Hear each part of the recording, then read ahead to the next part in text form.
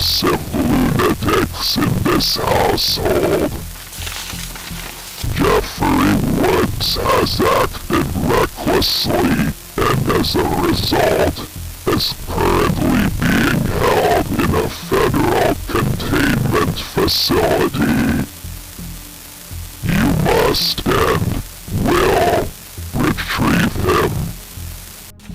It wasn't an uncommon occurrence for a resident of the manor, a wanderer, to make a mistake, but Woods was different. His name and face were not unknown. Sightings and articles littered the streets, each one plastered with his gruesome smile. All Tim had to do was simply pick up a stray page that blew aimlessly in the wind. However, Tim had suspected that the abundance of attention had begun to die down, thanks to the veil of the dead Woods and the operator's memory manipulation. But now that Tim thought about it, Jeff was never one to make things easy.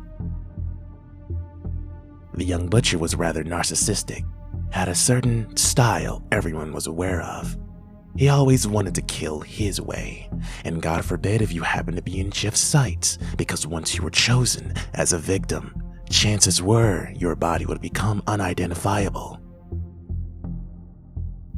When Jeff wasn't committing arson, a gruesome mockery of humanity would be piled or scattered, proudly displayed, whether it would be in the false comforts of a suburban household, or in the solitude of a manor where only the depraved and sadistic would hear your screams. In short, Jeff wasn't subtle and was unstable. With these thoughts in Tim's mind, it really was no surprise that Jeff the killer would slip up eventually. But this presented a serious problem to the operator. Normally, if a wanderer or proxy got caught, that was the end of the story. They were caught. The operator had no use for Jeff. Even so, Jeff had to do a little more than give up the location of the dead Woods and lessen the number of potential resources for the operator's influence, human or otherwise. Its proxies were a different matter. Obedience and loyalty, hard to instill. It was fear and futility that kept them rooted to the faceless man's presence.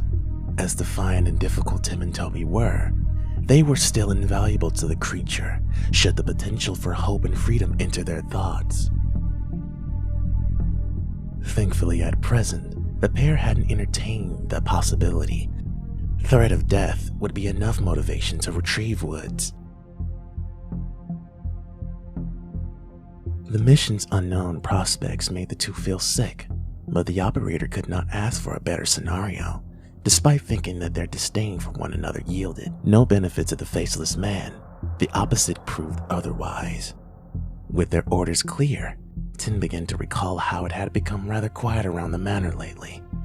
There was no telling how much time they had left.